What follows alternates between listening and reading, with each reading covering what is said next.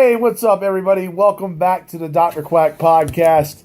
I am here with a legend in my eyes, one of my true good friends, a man who's been in the wrestling business for quite some time and has done a lot of things. He is a retired Navy man, and he is Eric Nelson. Eric, welcome to the show. Well, I see that the doctor is in. Yeah, yes, I am. Yeah, I am definitely here. You know, do you remember that time, way back when we did this thing called the Star City WrestleFest? How can I forget it? Oh, my goodness. Would you like to walk the fans through what happened there? Well, let's see. We'll start from the beginning. On my end, I was brought in by Southside Pro Wrestling that was set to stand up to basically be in charge of talent relations. So I contacted yourself and several other vendors to roughly bring in about 15 legends and maybe help out with a couple of matches. But, I was told at the beginning of this process that Southside Pro Wrestling, would be handling all of the promotion. So all I was doing was just getting the special guests there, basically. So I said, sure, no problem. That's easy. Yep. No, go ahead. We had a lot of legends there, right? I mean, we had Tony Atlas there. We had absolutely. We had Tito Santana. We had Wildfire Tommy Rich. I mean, we even had. Here's something I do want to add to that. Good. This was the last public wrestling appearance for the late George the Animal Steele. Yes, it was. And quite honestly, I wish we could have sent him out a little better than this, but we had no idea that the events that occurred were going to occur when we put these measures in place. Yes. But we had a very star-studded cast. Legends from both WWE and the NWA eras, of course.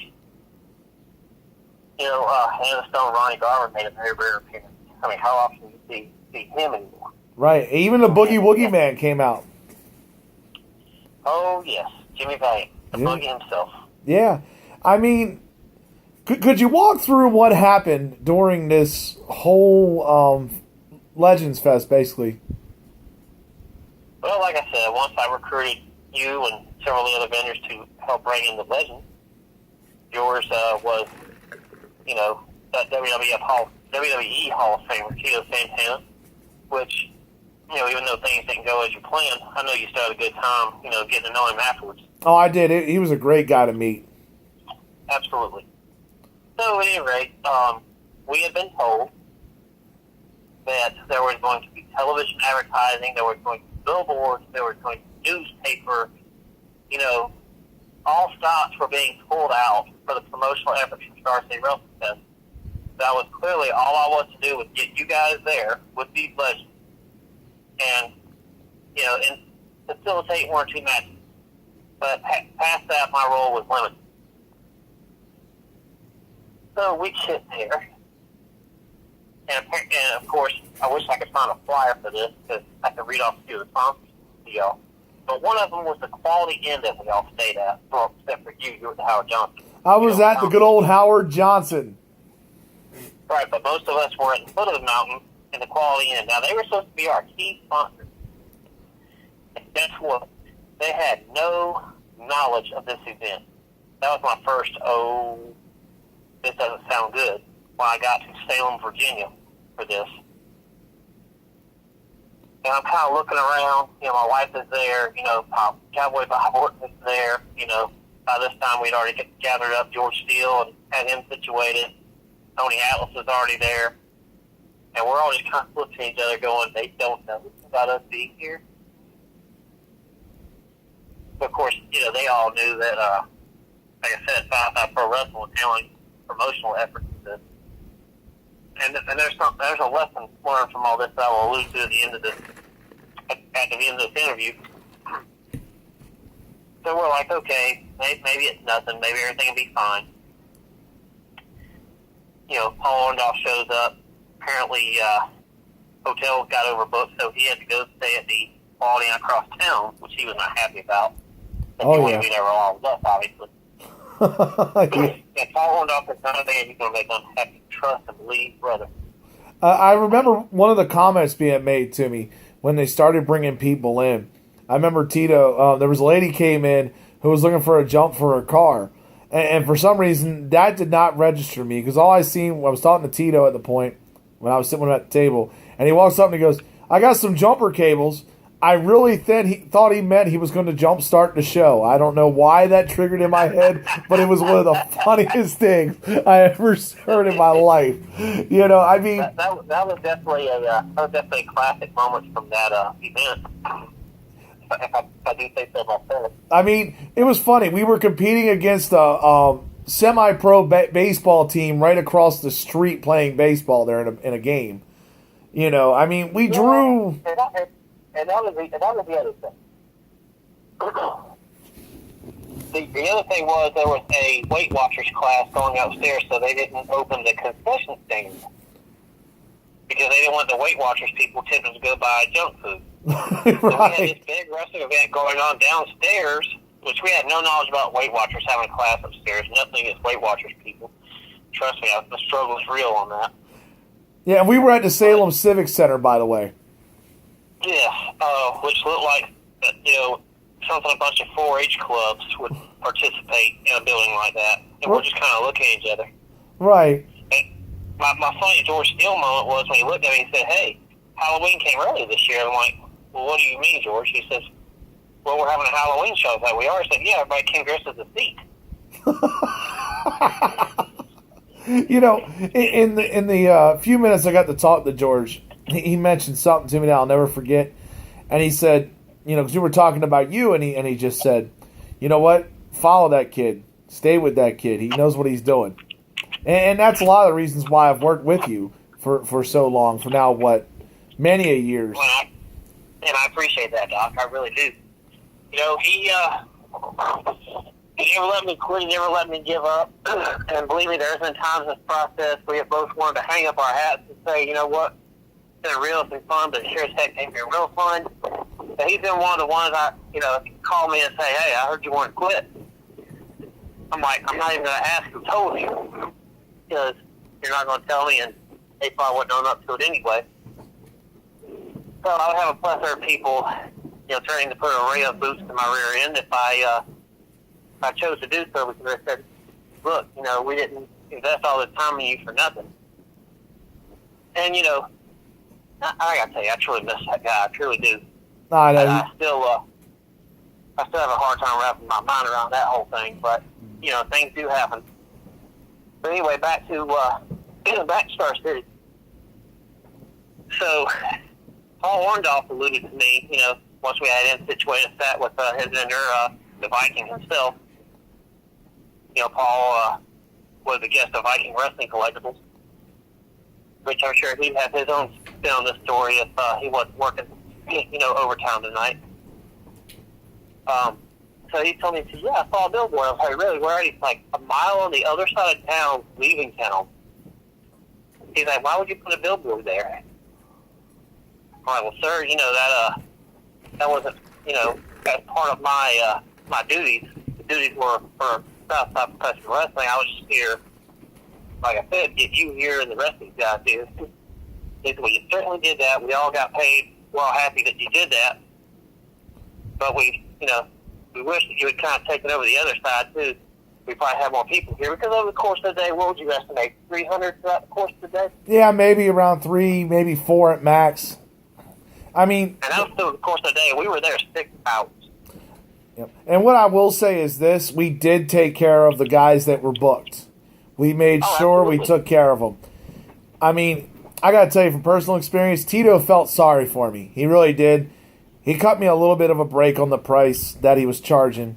He said, here, man, just here, take off 200 and that'll be fine. And I'll just get out of here. Because it was getting towards the second half of the part where it died down. I mean, the great... I will allude to something I've kept secret since that day. And I was sworn to secrecy, but I mean, honestly, I don't think it would be too much of a big deal if I said so now. I want to give George what he was promised. He says, I will not take any money from you.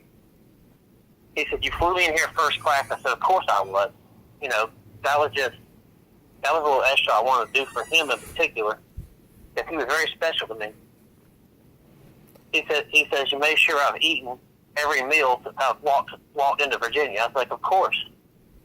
You know, you're my guest. This is my home. You know, at the time I was living in Virginia as well. Not that part, mind you. I was 3 hours down the coast. But he refused to take any of his fees, so I can't do that. He says, because I didn't do this for the money, I did this because it's for you. He says, and I wanted to be able to have one last ride with you before I wouldn't be able to anymore. And those words could have been true because that was it. Yeah, that was the last time. And I really wish that, because the funny thing, well, it's not really funny, it's pretty depressing to think about it, Doc, is there were plethoras of people that came to me afterwards on social media or otherwise that said if we'd have known, we're right here in Roanoke, which is next door. We'd have came. Yeah. And, you know, Boogie, when he found out that the guy who brought him in, because mind you, by the time we signed on, Tony Atlas and, you know, Mr. Jody Valiant, or Boogie as we affectionately call him, were already booked. Right. So, you know, they weren't part of our deal. I remember him being so mad that day. Oh, God, he was beyond mad. And I said, well, you know, Jimmy, did I ever call you? He said, no, you didn't. He said, I talked to some dude named Mark. I said, well, I'm not him. I said, he's over there if you want to go talk to him. And I pointed out where that guy was. Yeah, that's what we'll call him, Mark. There we go. But anyway. Yeah. You know, like I said, I'm not trying to mudswing because that person is also no longer in the wrestling business as a result of this event. Mm-hmm. Which, you know, whatever. Yeah, it is what it is. But let me cut you off here a second, Eric. I mean, sure. This is what I will tell people here. I mean, you hear some tragedies in the wrestling business. I mean, that show, what we call our best worst show. That show Absolutely. That show there was basically where we got a lot of people who were legends in the WWE, and they were together, and they got to see each other, because they don't get to see each other often. A lot of guys don't travel, or they travel rarely, and that was the best part of this show. I mean, yeah, it was bad. I mean, me, I about broke even, a little bit less, but, you know, a lot of people lost money in that. And, you know, we still tried and we had fun with it. I mean, we take it as an experience. That's the thing in this wrestling business. When you ever try to run a show or you're trying to do something outside of being a wrestler and your money's involved in it, it's a risk. It is definitely not the easiest thing to do. And sometimes you win and sometimes you lose. Well, you know, and a feather in your cap, Tommy Rich asks about you every time we talk. Oh, yeah, Tommy was awesome. So let's talk about Mr. Wildfire for a second. The guy who was supposed to pay for Wildfire, and I'm not going to mention his name either because that's irrelevant at this point. That's been handled. Just basically up and said, hey, I'm not taking care of any of what I said I was going to. So, of course, I'm sure form we all stepped in and we took care of Mr. Rich. We did. And like I said, number one, Tommy and I have worked the Georgia shows for years, right? And that was our first time out of state together. And I told him, I said, I'm not going to let this happen. He says, well, it's not your responsibility. You didn't book me. That guy did because he spoke to me and told me, hey, I'm paying for you. I said, well, I said, of all the shows you and I have done together, all the partying we've done and all the fellowship we've had, I'm not about letting it go down. You know, my wife took care of the hotels. You know, we threw in, both of us threw in, and even a couple of other vendors who were like, hey, yeah, I'll throw a little bit in. Hey, found a few things for me if you don't mind. Tommy's like, man, I'll sign until my arms fall off. I appreciate you guys. And like I said, he still talks about that to this day. Oh, yeah. And he tells me, he said, you need me, all you got to do is call me. I'll be there. Yeah, he was if good. If I can be there, man, I'll be there. Yeah, he was a good dude, man. Well, I got to wrap this up here. Don't have much time left on the clock, but I want to thank Eric Nelson for being on my show here, and I also I want to leave this. I want to leave this message real quick. Go right ahead. Resign for the night, Doc. The moral of this story is trust but verify. If you're placed in that position, if you've invested that much of yourself into it, we broke our one rule, Doc, you, me, and the rest of us. What we should have done is, a couple weeks before the show, we should have gone down, got us a hotel in that town, and promoted ourselves just to make sure we were getting a return on our investment. And that show right there taught us that. It did. But anyway, I'll leave you to your final thoughts, Doctor. Yeah, I just want to thank you for being on my show. I really appreciate your insight and being able to talk about things, how they were back in the days. But I also want to thank you. Honor and privilege. No, thank you, Eric. I swear, it's always an honor talking to you every time I get a chance. But thank you guys for watching, and I hope you guys like, subscribe, and share this. Take care.